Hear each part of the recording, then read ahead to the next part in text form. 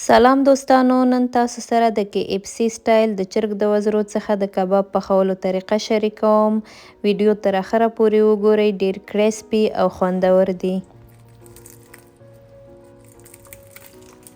د دې کباب لپاره ما 1 کیلو د چرګ وزرونه استفاده کړي. اول مې د چرګ وزرونه پاک ومینځل، په یو کاسه کې مې واچول، ورپسې مې 2 قاشغې میده سوي اوږه ور واچوله، 2 قاشغې سپینه سرکه، 1 قاشغه سویا ساس، نیمه قاشغه تور مرچ، نیمه قاشغه سره مرچ، نیمه قاشغه مالګه، 1 دانه لیمو.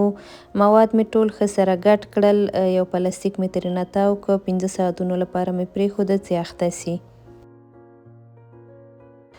بیا په یو کاسه کې مې نیم ګیلاس اوړه واچول، 1 قاشغه بیکینګ پوډر مې ور واچول، همغه مسالې چې د چرګ پخته کېدو کې مې کارولې وې دلته مې هم ور اضافه کړې، 2 هګۍ مې ور اضافه کړې، لږ زره اوبه مې هم ور واچولې.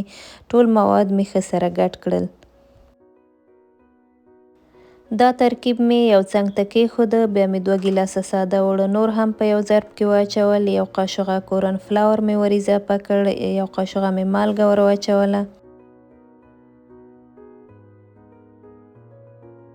دلته د چرګ اخته سوي ورانونه د مصالو کوم ترکیب مې چې جوړ کړی و هغه کې ښه ولړل.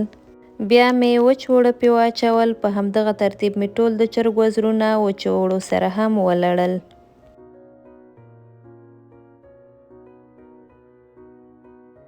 ورپسې مې په یو کړايي کې غوړ واچول، غوړ چې ښه ګرم سو د چرګ وزرونه مې ور اضافه کړه او په متوسطه حرارت باندې مې پاخه کړه. په همدغه اسانۍ سره مزهداره کریسپي کباب تیار سو. تاسو یې هم امتحان کړئ، ډیر زیات خوندور دی.